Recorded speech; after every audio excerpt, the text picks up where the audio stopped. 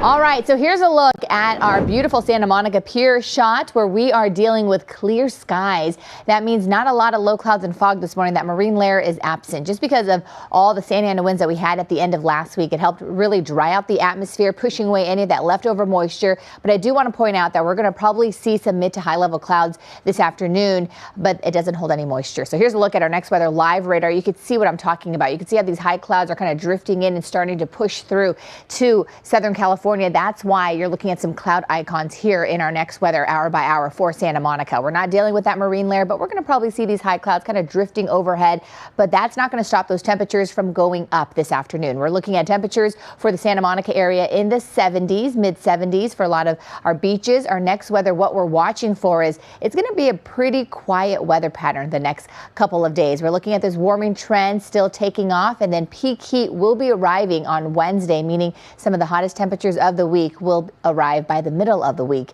And then finally, we're looking at a little bit more of that marine influence returning as we head toward the second half of the week, as patchy low clouds and fog will make its way back to our coastal communities. Again, it's going to be pretty patchy. It's not going to be as thick as what we saw last week. Here's a look at our October temperatures for downtown LA. You can see we had a nice chunk of these cooler weather conditions last week from Sunday on into Thursday, and then in some spots we even saw some light scattered showers depending on where you lived. And then those Santa Ana winds picked up, and that helped dry out the atmosphere. Those offshore winds also help boost those temperatures up. So this is what we're going to see as we head into the next few days. We're going to continue that warm up. So for the Woodland Hills area, one of our wind prone areas usually where we see those Santa Ana winds, it got really windy last week, but you can see things are just going to stay a little breezy. So all under advisory levels, no warnings, no advisories. And then for LA and Orange County, we're also looking at a few of these breezes picking up later on this afternoon, but that's about it. But because we had those windy conditions last week, look at our dew points. Our dew points normally should be in the mid 50s where it feels great, not too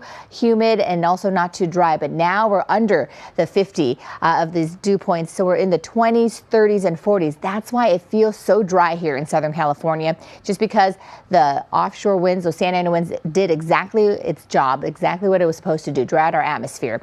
Now, as we have the high pressure system popping up Wednesdays when we're looking at those hot temperatures arriving, and then there's a system passing to the north of us, but the high pressure system will act as a shield and keep all that moisture to the north of us. By the end of the week, though, that's when cooler weather arrives. So temperatures gradually warming up to the 90s for the Inland Empire by Wednesday, and then by the end of the week, we're looking at those temperatures topping out in the mid 80s. Here's a look at our 7-day forecast for the valleys. 90s, get ready for them starting tomorrow, and then you can see by the end of the week, we get back down into the 80s. Back to you guys.